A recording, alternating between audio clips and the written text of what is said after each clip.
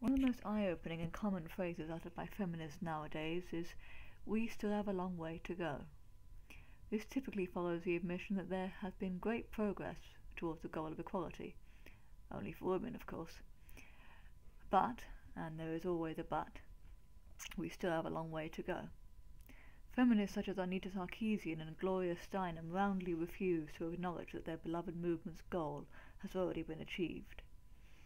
Moreover, they insist on speaking on behalf of all women, even on behalf of society, as paragons of righteousness. They speak on our behalf because they believe that their movement, their religion of feminism, is for our universal good. At least, that is what they tell us. And one of the ways they do it is by the repeated use of the word "we." For such a small word, "we" has incredibly powerful implications. And don't worry, I'm not calling for the ban of the word "we". I'm not a feminist. One Russian author by the name of Yevgeny Zamyatin knew just how powerful the word can be. His dystopian novel, published in 1924, was simply called "We". Within it, Zamyatin explores the dangerous consequences of collectivism in opposition with individualism, with the police state of the Soviet Union as a catalyst and inspiration for his story, which would go on to influence Orwell's 1984 and Huxley's Brave New World. I will be using my personal copy, published in 1993 by Penguin Books. I'll also deliberately hold off on spoilers for the end of "We". I don't wish to spoil it for people who have not yet read the novel and may wish to, at least by the end of the video.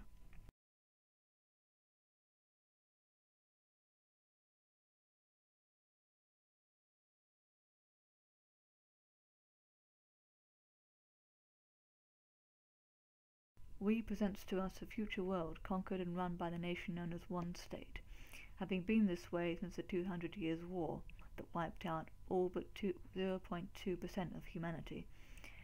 The nation is constructed almost entirely of glass to assist in constant surveillance of its citizens by the Bureau of Guardians. Its citizens march in step and are given numbers in place of names. One state is a sterile place, cut off from the outside world by the Green Wall, outside of which live wild human and animal inhabitants. One state's society claims to be run on pure logic, but this logic is based entirely on mathematical equations, symmetry, and similar thought provided solely by the one state. Every individual's behavior is based on the logic of the one state, and every action is justified by the idea that it is for the good of one state, and in the name of the benefactor, Big Brother's predecessor in many ways.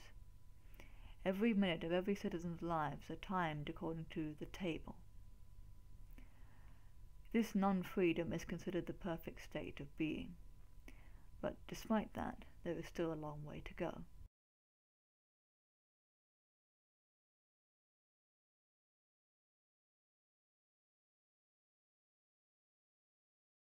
Our central protagonist, D503, is a spacecraft engineer assigned to help build the Integral, in order to travel to and conquer other planets, and in doing so spread and impose on them one state's non-freedom.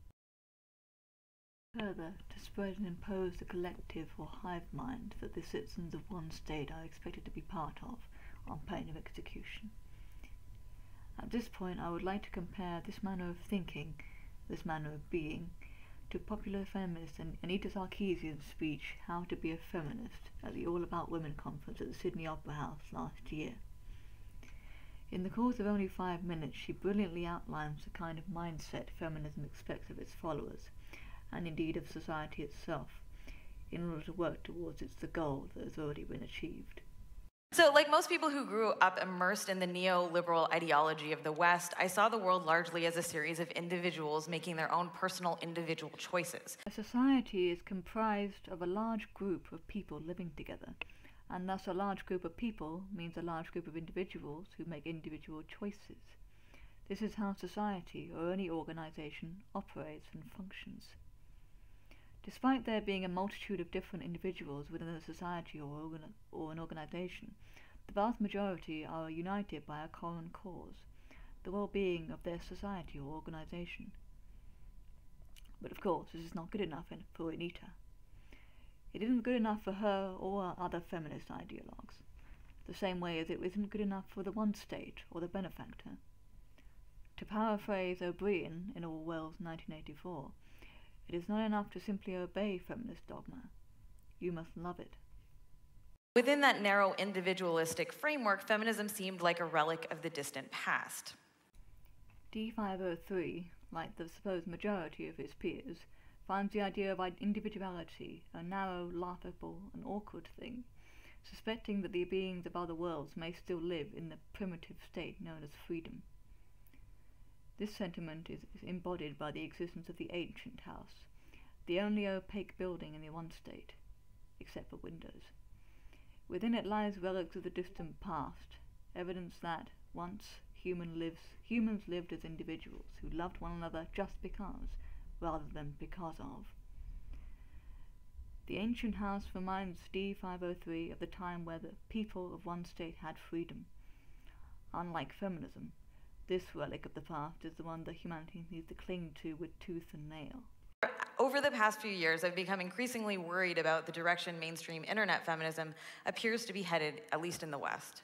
Unfortunately, many contemporary discourses in and around feminism tend to emphasize a form of hyper-individualism, which is informed by that neoliberal worldview. More and more, I hear variations on this idea that anything that any woman personally chooses to do is a feminist act. This attitude is often referred to as choice feminism.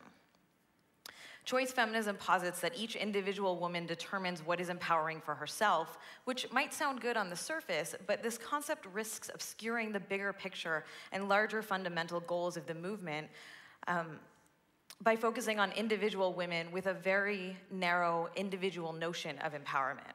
It erases the reality that some choices that women make have an enormous negative impact on other women's lives. Individual thought, oh the horror. God forbid anyone would have the capacity to question a religion's dogma, Anita.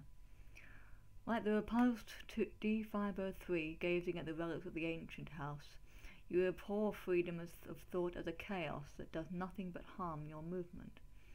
You can't conceive the idea that people from all walks of life can support and strive for similar goals for all without the need to subscribe to your thought control. #Gamergate, anyone? So it's not enough to feel personally empowered or be personally successful within the oppressive framework of the current system. Even if an individual woman can make patriarchy work for her, it's still a losing game for the rest of the women on the planet.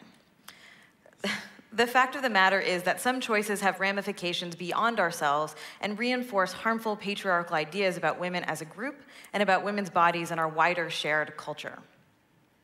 And because of how systems of oppression intersect and compound one another, it's women of color, indigenous women, women living in the global south, women with disabilities, queer women, and trans women who bear the brunt of these ramifications. Choice feminism also obscures the fact that women don't have a real choice. We have a very narrow set of predetermined choices within patriarchy. Women can choose from a pre-approved palette, but we cannot meaningfully choose liberation. We cannot choose a way out from our constraints. So, women do have the ability to make choices, but they don't. Nice doublethink there, Anita. The very act of choosing and taking responsibility for one's choices is to exercise liberty. If not for that, we'd all be sitting in cafes or pubs grumbling about things we don't like, but never getting off our backside to do anything about it, as you feminists do. The only difference is you get paid. That's a constraint, Anita. That's what limits you, and women like you. The patriarchy, which is the barrier of your own creation. The only other constraints you present is the non-freedom of which you shamelessly preach, something which you see as a necessary step towards a utopia too nightmarish to imagine.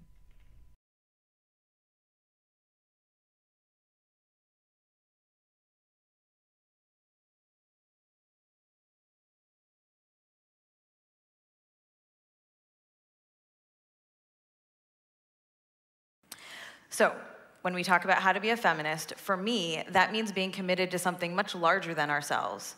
It's understanding what role you play in our collective movements for liberation.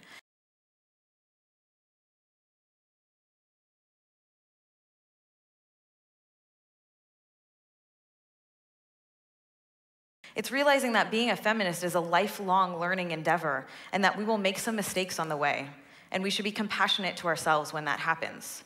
It's realizing that others will make mistakes and we should extend that compassion to them as well. D503 says the same for the occasional lapses that brings to the surface the condition known as freedom.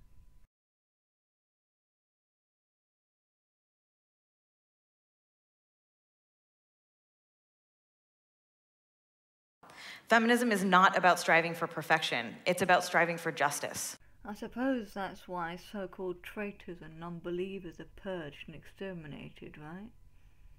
Venerable persons include, but are not limited to, Dr. James Watson, Brendan Eich, Sir Tim Hunt, Pax Dickinson, Greg Elliott, and many more. In We, so-called traitors to the state and members of the organisation MEFI, who work to take down the one state, are publicly executed or psychologically tortured into obedience by the great operation. We are all connected. We are all bound together under the oppression of patriarchy, and as such, our personal actions or inactions do have a harmful effect on other women.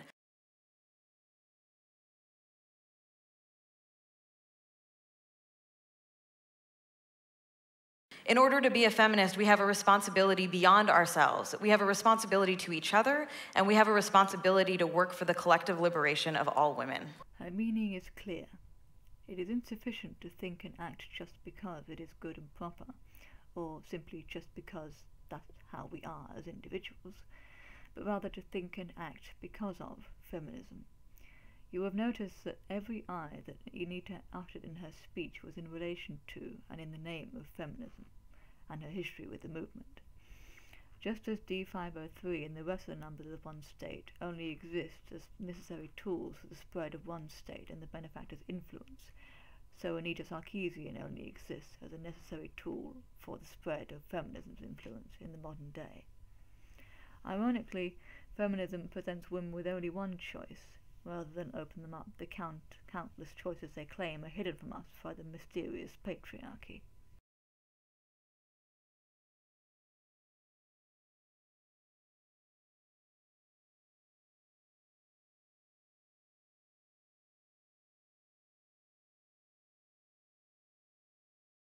Feminism is one such straight line, which demands worship by everyone, men and women alike. It is undeviating, it is uncompromising, and it is one of the greatest threats to freedom of thought and expression out there.